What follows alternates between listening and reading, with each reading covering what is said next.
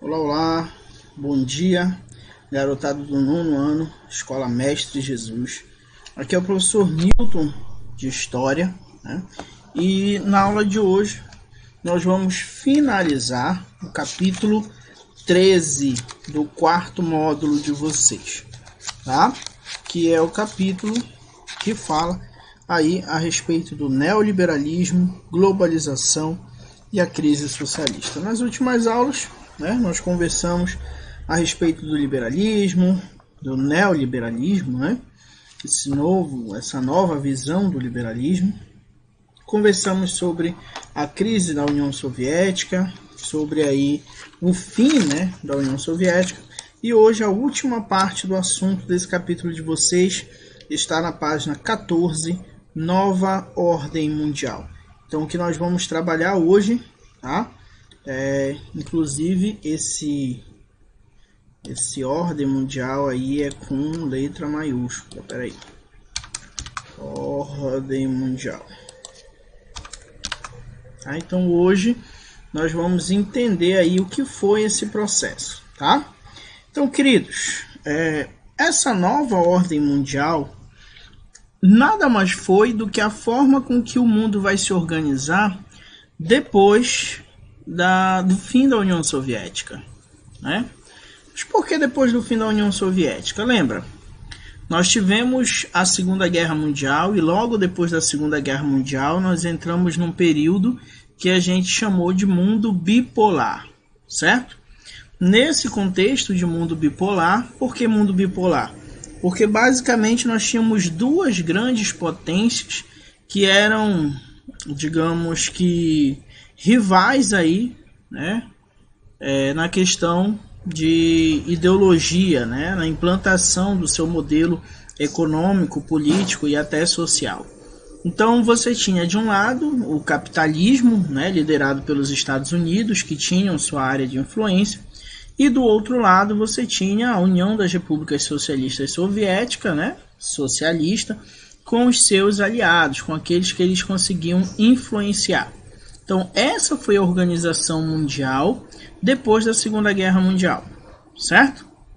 Lembrando também que nós tínhamos aqueles chamados de desalinhados, que eram aqueles países africanos que não quiseram se posicionar nem ao lado dos capitalistas, nem ao lado dos socialistas, certo?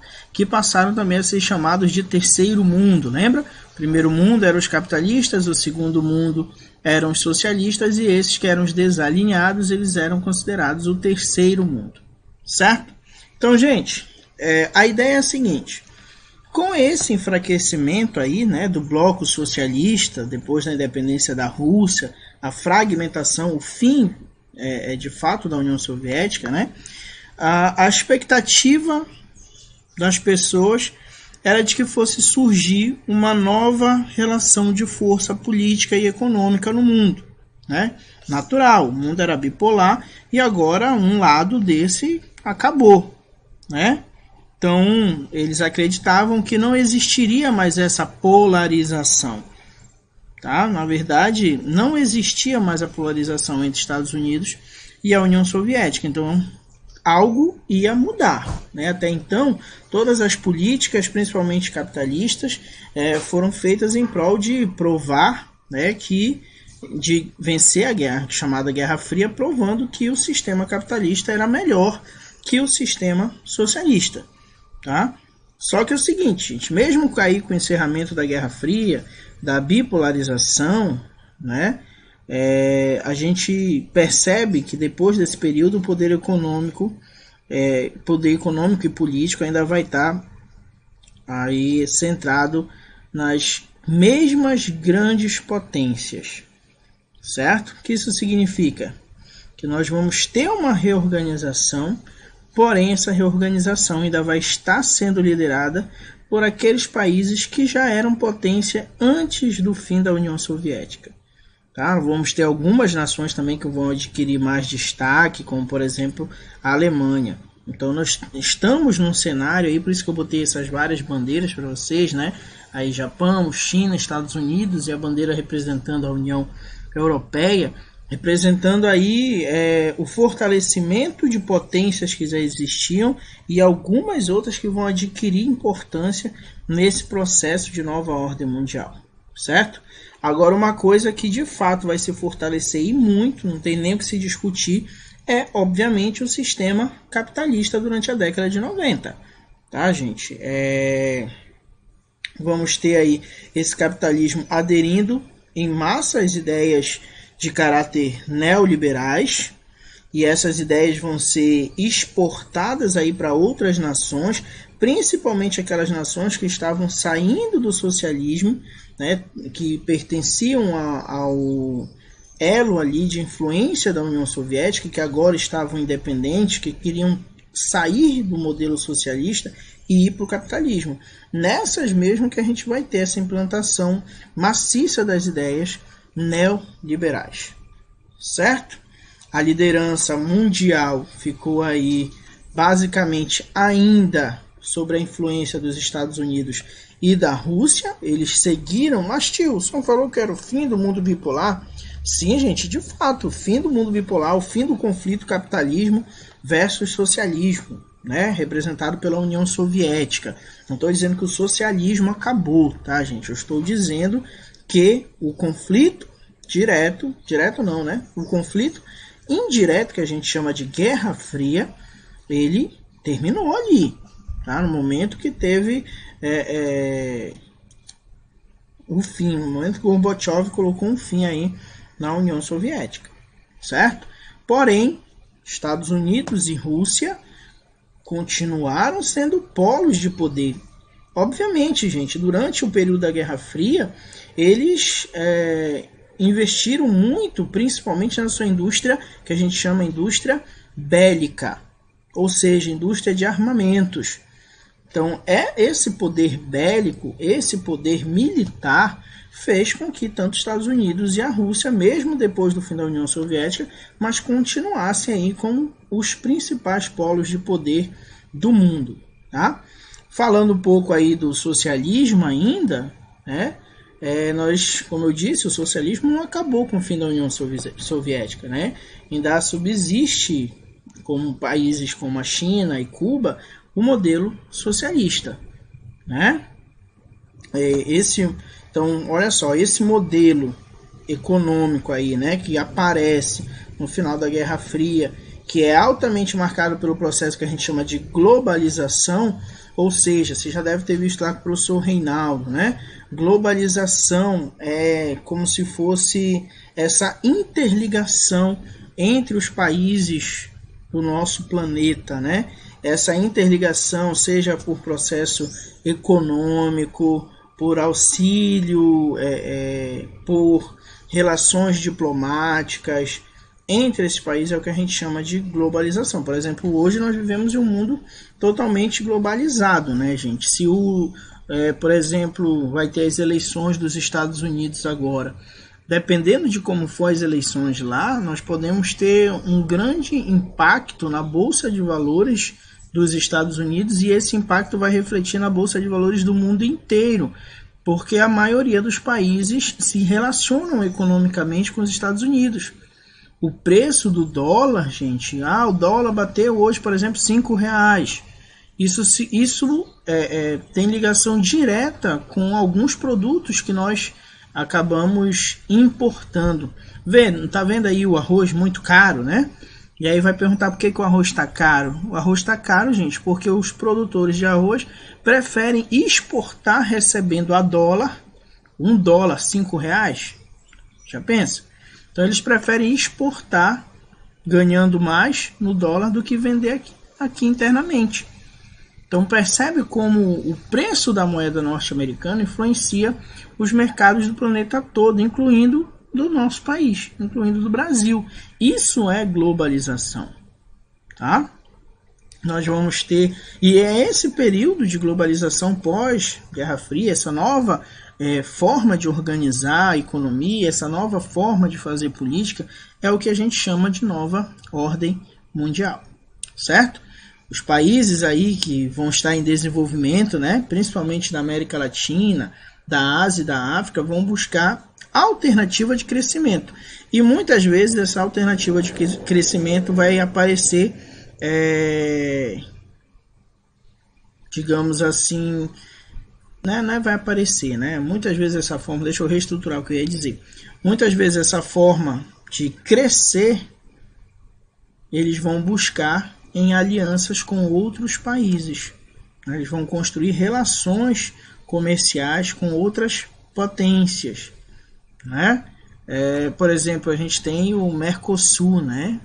É um bloco regional, onde pertence Brasil, Argentina, Paraguai e Uruguai. O objetivo do bloco seria aí tentar fazer com que ocorresse o desenvolvimento econômico desses países que fazem parte do bloco econômico. Ou seja, através de auxílio, através de abertura aí comercial, diminuição de tarifas alfandegárias, eles buscam aí criar no bloco uma forma econômica onde todos os países que compõem o bloco saiam aí com vantagens.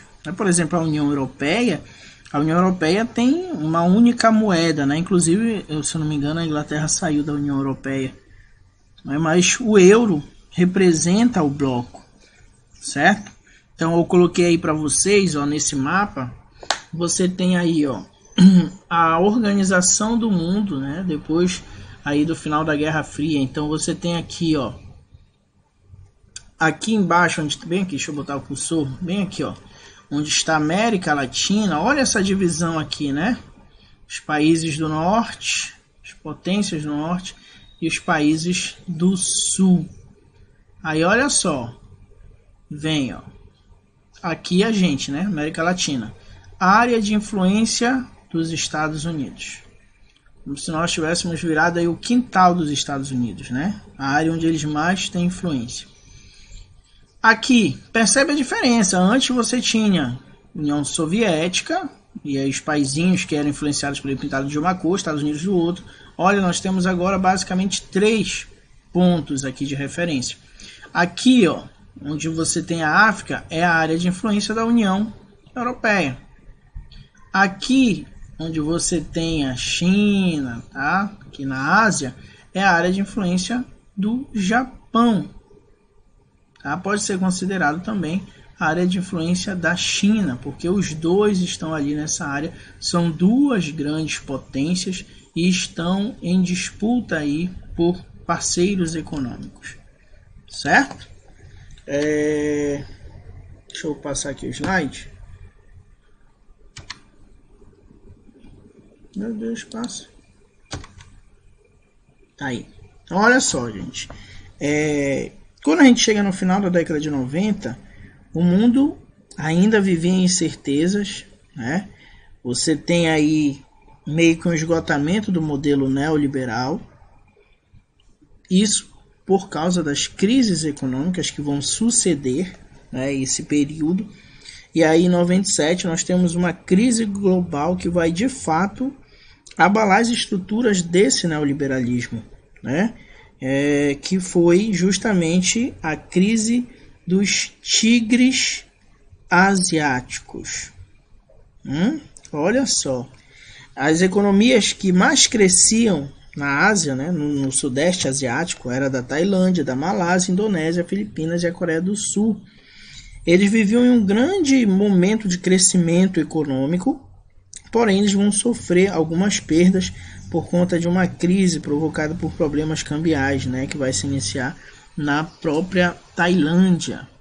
Então eles crescem muito, só que essa crise aí cambial, né, essa desvalorização, no caso que aconteceu pela competitividade dos produtos no mercado externo, vai promover a crise dos tigres asiáticos, essa crise econômica, e junto com os tigres asiáticos, né, você vai ter aí o mercado financeiro aí do mundo todo sofrendo.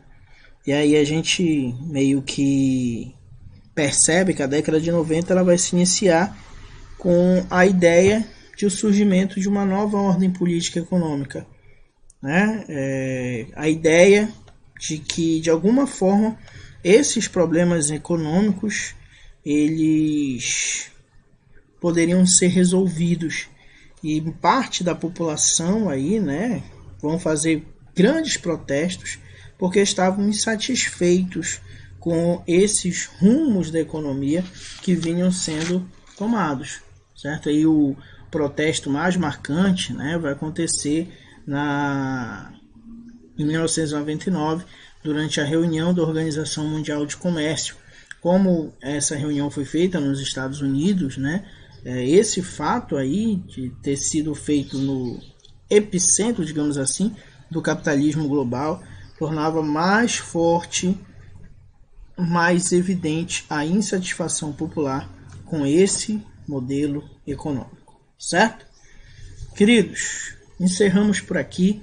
Espero que vocês tenham entendido. Se ficou algo que não deu para entender, se você tem alguma dúvida, pode enviar para mim que eu vou estar respondendo suas perguntas. Fica hoje para vocês o exercício da página 16, 17 e 18, certo? Então fica uma aula um pouco mais curta, mas vocês têm tempo agora para resolver o exercício de vocês.